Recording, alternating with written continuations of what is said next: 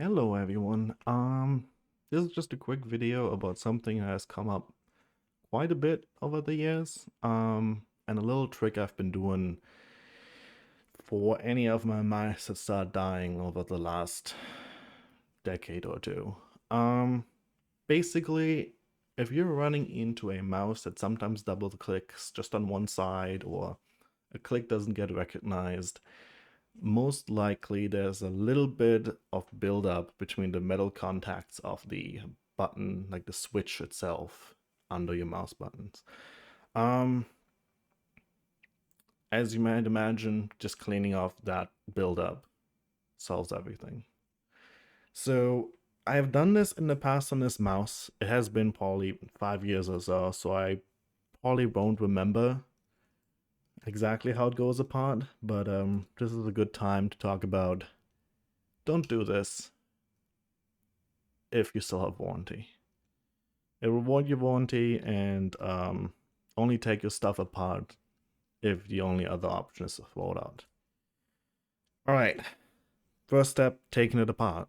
All mice, most mice, will have an issue where they try to hide the screws. In this Corsair mouse, there's two screws, just two, but they're very deep in there in tiny holes, so you need a long skinny bit to get in there to take them out. In your mouse, you may have the screws hidden under the skates. You have to take these off. They're basically plastic stickers. So just peel them off, but be careful not to bend them, and you will have to reapply them. If the glue on there is still good, it shouldn't be an issue, but you may have to re-glue them on or buy new skates.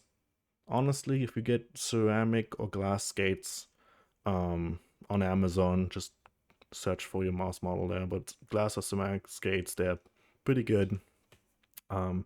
Anyway, taking it apart. This mouse is relatively fast to take apart if you have the right tool. Got these two screws.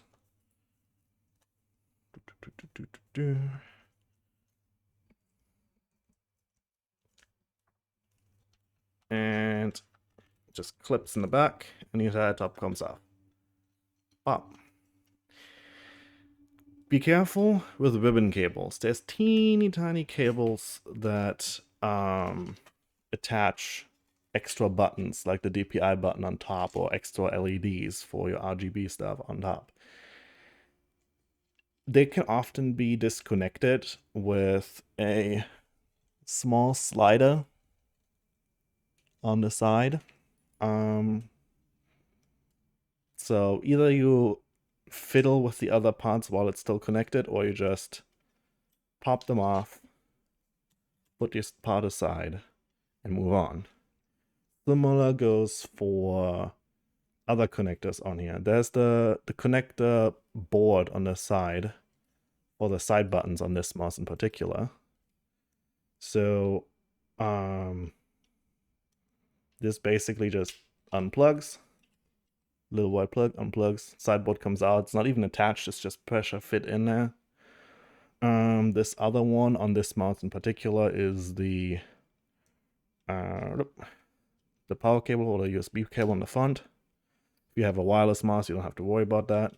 And other than that, the entire rest of the mouse is just 3 screws in the middle, which I can just as quickly pull out.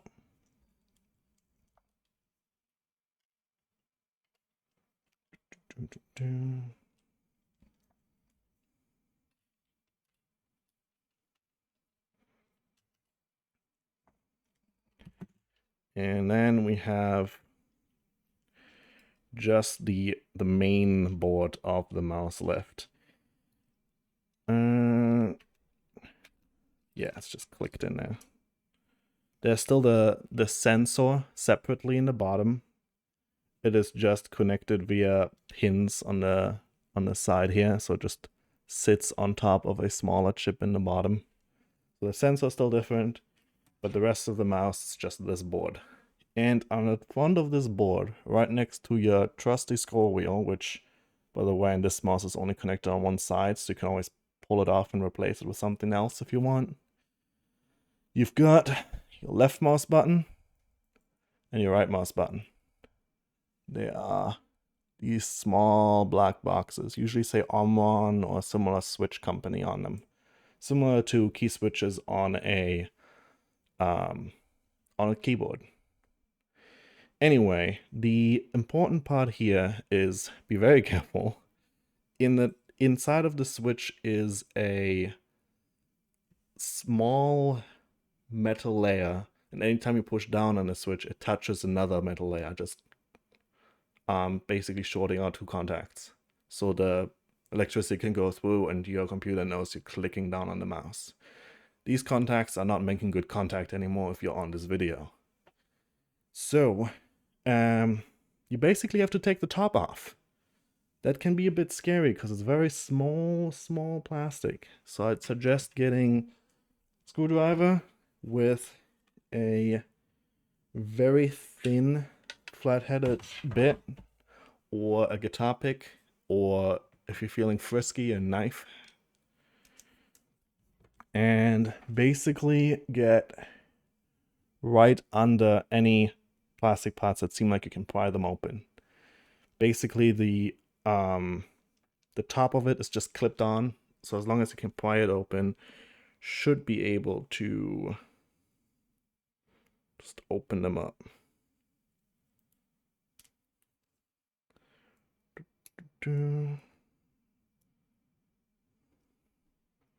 Alright, got the top open. I just stuck a flathead screwdriver in the side.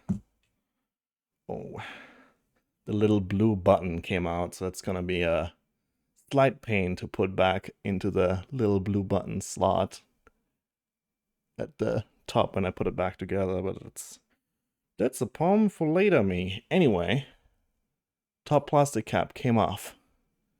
There is a little, I don't know if I can get a better picture of that.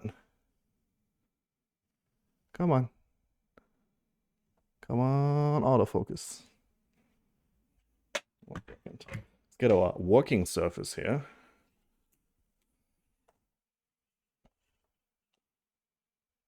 That's still not good. Oh, there it is. That right there is your switch.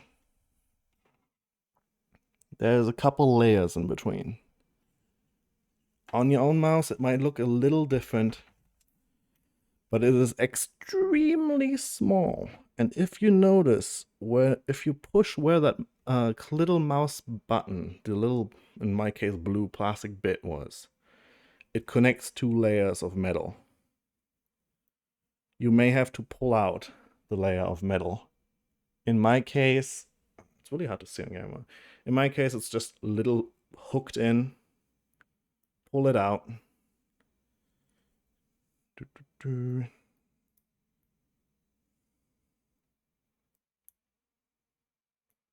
on, tiny hook.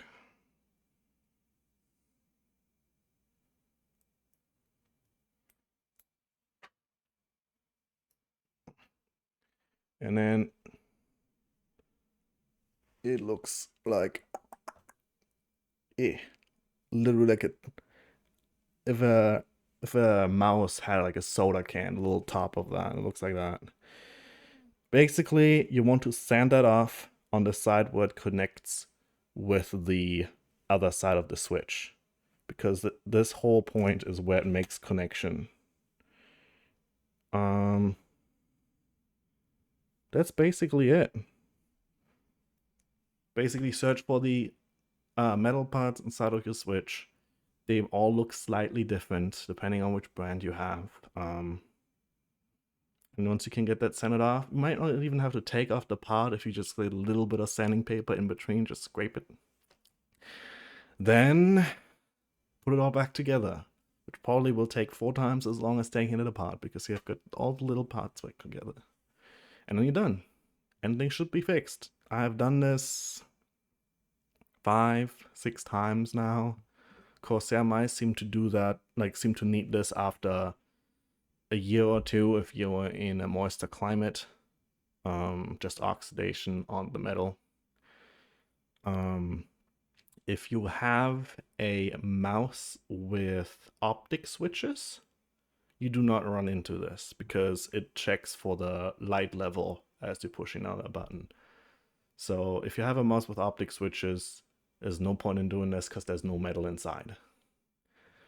But that's basically it. Thanks. Bye.